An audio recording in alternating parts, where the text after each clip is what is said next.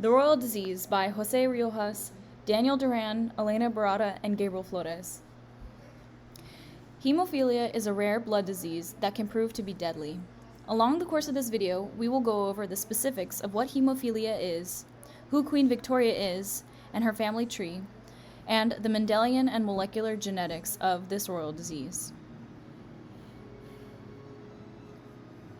First, let's talk about hemophilia and what it is. According to the Hemophilia Foundation, there have been old texts stating where children, more specifically little boys, who have had injuries from falling. These injuries should usually heal, but unfortunately, the child would bleed to death.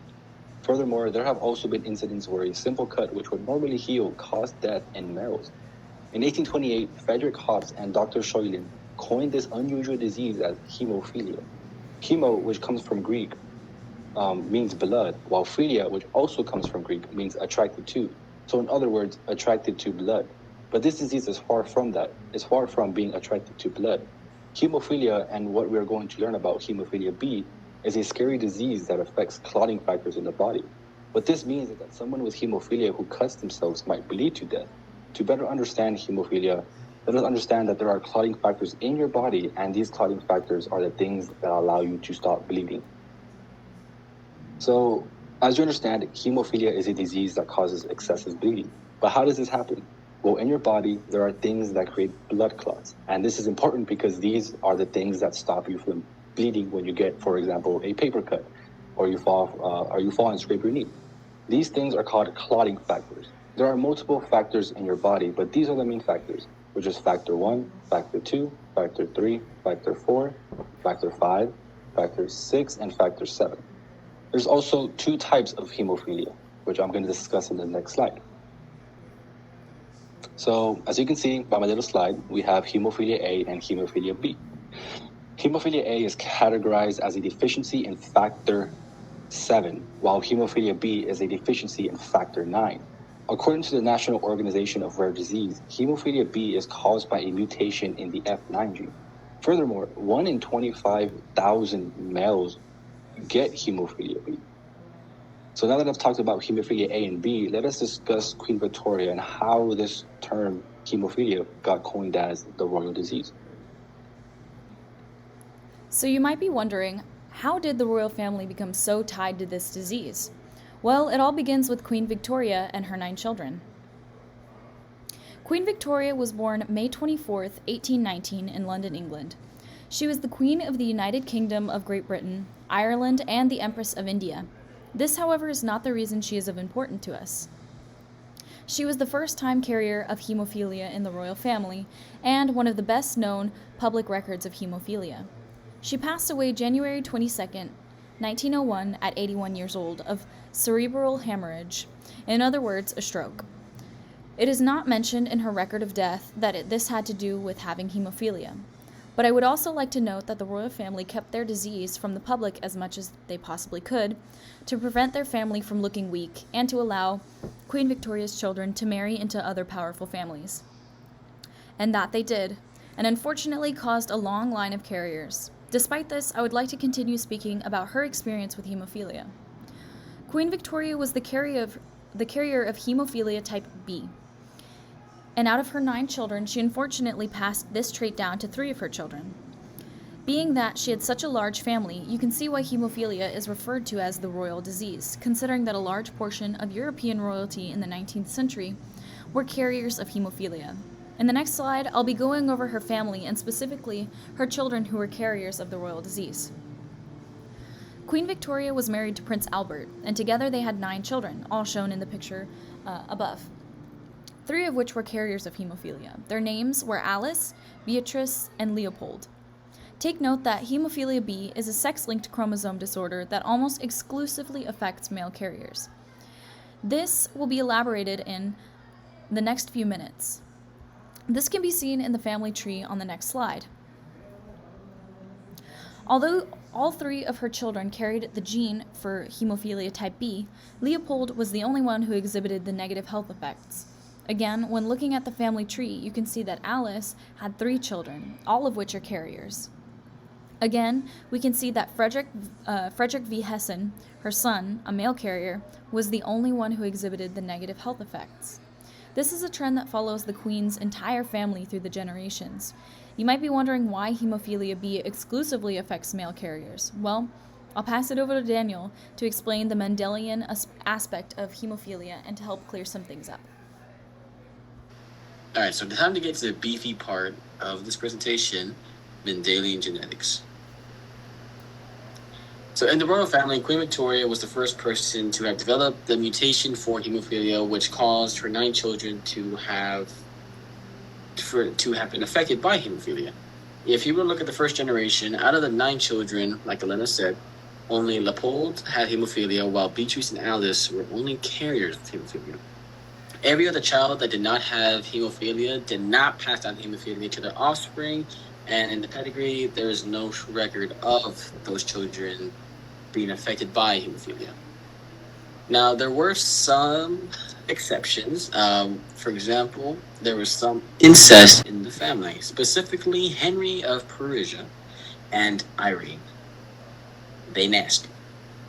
In the family tree, if you were to look the pedigree, it shows that 2/3 of their offspring had hemophilia and died because of this disease before they had children. Fortunately and unfortunately, none of them had offspring. But I mean, you don't want to spread down hemophilia. It's a really bad mutation for the human host. Now, the reason why, if you look at the pedigree, there's a trend that every male has hemophilia, and some of them don't even survive that long, but only males have hemophilia while females are the carriers. The reason for this is because hemophilia is a recessive X-linked gene, and since males have an XY gene, they are guaranteed to have hemophilia if they were to get hemophilia from the mother, while females are XX genes. So they are never going to have the hemophilia effect if they have at least one X gene that is dominant. So this pretty much in turn says that females will never have hemophilia and they're only going to cause harm on their children than themselves, which is very unfortunate for the offspring. However, in the Punnett square you see on the right side, big X little h represents hemophilia, while big H represents no hemophilia. If you look at the Punnett square, if you were to consider which ones would have hemophilia, about 75% out of 4 would not have hemophilia. And the reason for this, if it was 2 females and 2 males, only 75% would not have hemophilia. The reason for this is because, again, females have a dominant X gene, and this cancels out the recessive hemophilia.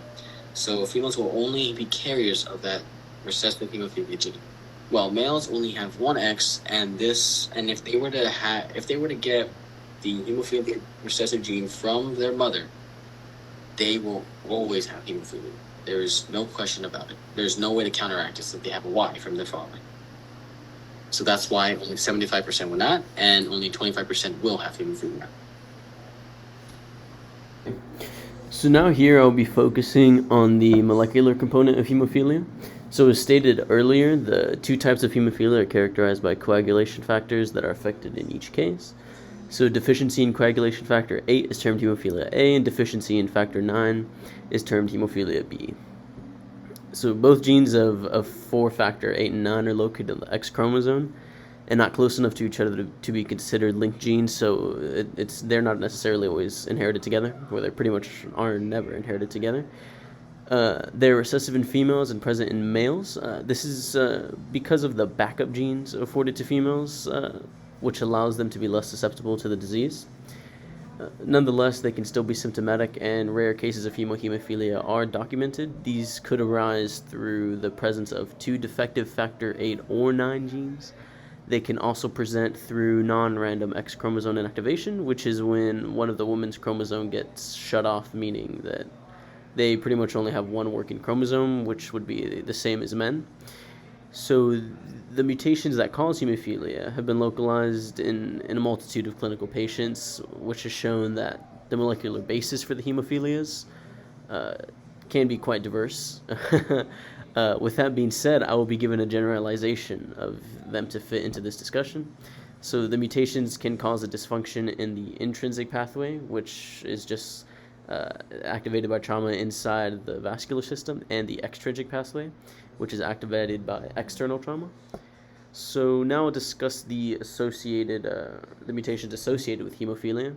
I should note that only a minority of the mutations are sufficiently understood, and these are made up of mostly of mutations whose effect can be easily seen, usually where the gene is either disturbed, translation is stopped too soon, protein activation is not allowed, or mRNA splicing is corrupted in some way. So, point mutations, deletions, insertions, and rearrangements can be found in hemophilia A and B, more specifically the factor 8 and factor 9 genes. Point mutations are the most common, found in approximately 90% of patients. Deletions are the second most common, affecting anywhere from 5 to 10 patients. Insertions and rearrangements are pretty rare, except that a version of rearrangement is common in patients with severe hemophilia A. The two most common mutations will be my focus, however. So, back to point mutations. These again comprise about 90% of hemophilia cases. These include missense mutations, which change a codon so that a different amino acid is encoded. Nonsense point mutations, so these would change an amino acid codon into a translation stop codon. And mRNA splice site mutations. So these would corrupt the true mRNA splice site or just create a new one where it shouldn't be. Deletions are going to be my next focus, and these would make up about 5 to 10% of hemophilia cases. These would include whole gene deletions, and these have a very high chance of stopping genetic function. So removing pieces of polypeptide or bringing about a frameshift mutation. So these are all very harmful and are, of course, generally associated with the severe aspects of the disease. Now I'll pass it on to Daniel. So that goes over all of hemophilia and the danger of the disease back at that time. Now, there is no need to fear for today if you were to have hemophilia, since there is medication and treatments for this type of condition. So because of this, less people die. Now that you have learned about Queen Victoria's messed up family tree and all of the molecular and Mendelian components, it is safe to assume that you will stay away from any cousin and be very careful with injuries. That's if you have hemophilia, of course. But that'll be all for this lecture, this presentation. Voila.